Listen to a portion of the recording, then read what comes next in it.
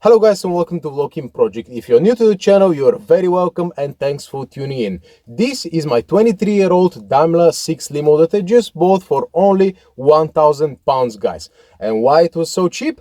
Well, because there was some things wrong with it. In case you missed my previous video, I've talked about everything wrong with the limo from the outside. But today I'm going to give you a tour of all the quirks and features of my broken limo inside, starting with the Yep, but first I'm gonna have to do that. Oh, yeah. So let's get it on.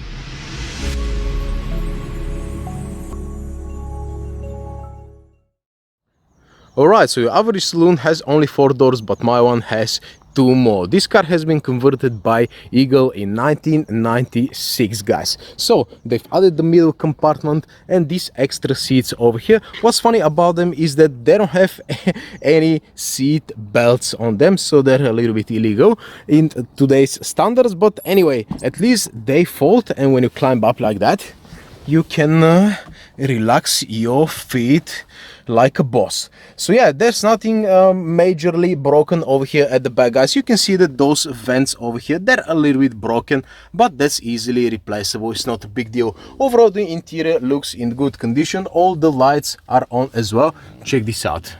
That's quite fancy over here. This air reflector, I can imagine that's how it is called, probably. There's nothing really fancy on the parcel shelf over here, guys. What they have actually added is an extra pair of seat belts for the middle passenger, and over here I've got this really nice armrest in Rio leather. Oh, there's something nasty over here. I definitely gotta clean it up. But yeah, over here is a hidden compartment. You can hide something over here and just forget about it. So you can actually fold those seats like that, guys, which is quite handy as well. And what do we have over here? That is an ashtray. And let me, bloody hell, it broke a little bit, but yeah, that was completely unintentional, guys, but at least I know how to remove it. And I've got ashtrays all over the place. Check this out, how they open up, guys, which is quite handy if you smoke. I don't smoke anymore, but I'm not a vegan. Let me tell you that I'm not a vegan. This is my actual mount that I forgot to remove. But anyway, I've got both of those privacy glasses over here. They're operated manually and they're a little bit stuck, but anyway, that's not a big deal. Over here about the headrest, I'm having a problem with this one. It just doesn't want to go down. It goes up like that, but when you try to put it down, it doesn't do that. But this one is fine. This one goes up and goes down easily like that. So that's something that I'm gonna have to take care of. Oh, check this out, the small tweeters over here. Nice, nice, nice. I'm gonna have to replace all of those speakers, by the way, because they're quite old and crappy. But what do I know? I don't even have a stereo in my car, and that little vent is broken off from the middle left door as well. Somebody took it off, but I have totally no idea how to put it on. I guess I'm gonna have to take out this whole assembly over here. And one more time before jumping in the front, let me tell you one very important piece that I'm unfortunately missing over here, guys. Check how this glass looks over here. That's very weird. And on the other side, I've got a whole piece which covers all that crap over here, but unfortunately is missing from this side. So there's gonna be a pain to source, but I'm gonna try my best. Now, upon opening this door over here, the first thing that you notice is my latch over here. Check this out, guys. That doesn't do anything, basically. It's absolutely ridiculous. It is very broken, guys. My speaker grill over here is rusty and it's pushed back inside. I'm definitely going to have to replace that. But what extra features my car specifically has compared to all the other cars? Check this out, guys. I've got 2 buttons over here which release the windows from the rear doors, and 2 extra buttons for a special food heater for the back passengers. This is extras which you cannot find in any other car rather than this converted limo. Otherwise, the interior looks kind of nice after I washed it. And one thing you might notice as well, that I've got no car mats whatsoever. You can see the rust over here and the dirt, but that's just the built-in carpet. Guys, I really need mats. I've contacted one company. They're going to do a tailor-made mats for me. So yeah, let's just jump inside and see what's going on over here. Guys, one other difference compared to the other cars is this compartment over here. I can put bottles inside or whatever I like, really. So check this out. On this side there's nothing completely broken apart from this vent over here. As you can see, they don't move properly like that, guys, but I guess I'm gonna have to take it out and repair that myself. That's my frog over here. But yeah, let's close this door and let me show you. Check this out. Check the handle now when I close the door. Yeah, it goes like that, which is a little bit weird.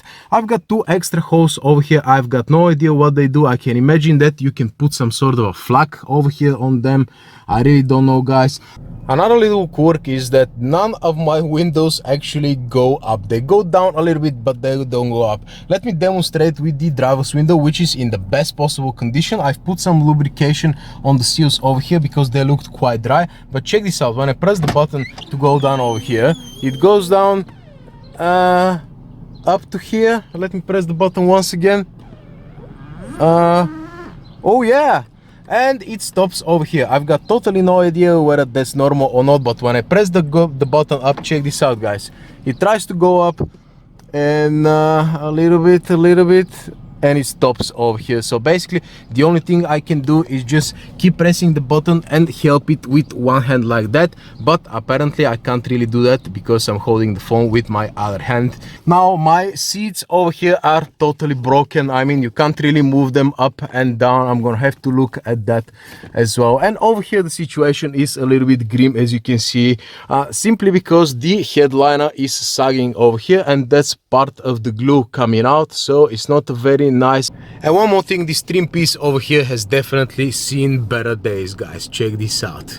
But yeah.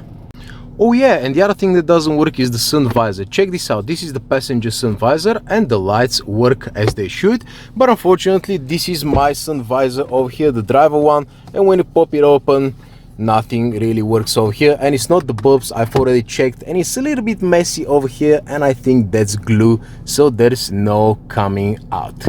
And let's go down over here and check what's going on, guys. This is my hole where the stereo is supposed to be, but now all we have is this piece over here and something underneath. I'm gonna have to remove that and see what is going on. My gear shifter over here is it has a special hole in it. I've got no idea why do I have a hole drilled in the ski slope. That's why this part is called the ski slope. But anyway, I've got a special ashtray over here, and the cigarette lighter as well. And over here is my armrest, and it's a little bit broken. As you can see, it's supposed to have a magnet over here, but the magnet over here is completely missing, guys.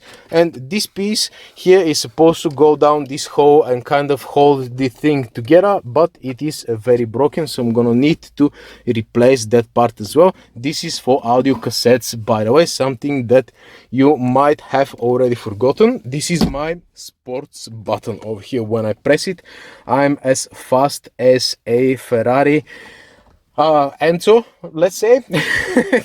Yeah, so what else, guys? My steering wheel, I absolutely love it. The Jaguar emblem over here is made of metal. The newer models don't actually have that. And yet another thing is that my steering wheel is a little bit off center like that, guys. Really, I mean, the tires are straight right now, but the steering wheel is always like that. I guess it's gonna need some wheel alignment. Fingers crossed it's only the front wheels, because the back wheels of the limo, I'm really not sure who's gonna get this done. So let's just start the car and show you what is the condition of the dashboard over here. It shows 75,000 miles, which is absolutely believable considering that that basically was a funeral car. So let's start this baby up.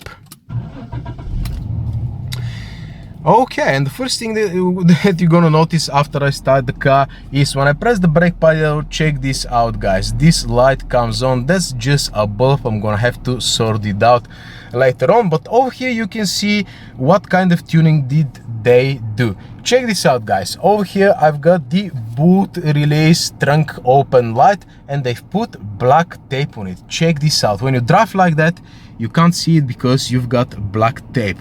I really thought that was a myth, but I never thought that that somebody would be, you know, dumb enough to do that instead of sorting out the problem.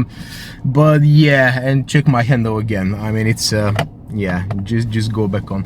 And yeah, that's pretty much it from the interior, guys. Oh, and my clock doesn't work as well, which is a common problem on this model. At least my AC works, which is good, but check this out, the clock doesn't do absolutely anything. When you press it like that, you can kind of see something, but man, there are none of them currently listed on eBay, and if they are, they're like over £100, which doesn't really make any sense to pay that much money for that.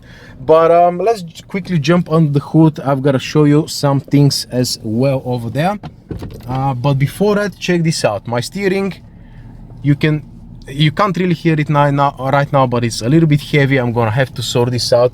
And my gear shifter as well, check this out. I'm gonna push the brake over here, you can see by the light here, and it's extremely hard to get to, I'm really forcing it right now to get out of gear, guys, and that's not supposed to be like that. I can imagine that there's a shifter cable, but it's extremely hard to find my exact part number, although I'm gonna really have to look forward to that. And let's pop the hood open and let's see what we're dealing with over here, guys. I want to show you something quickly.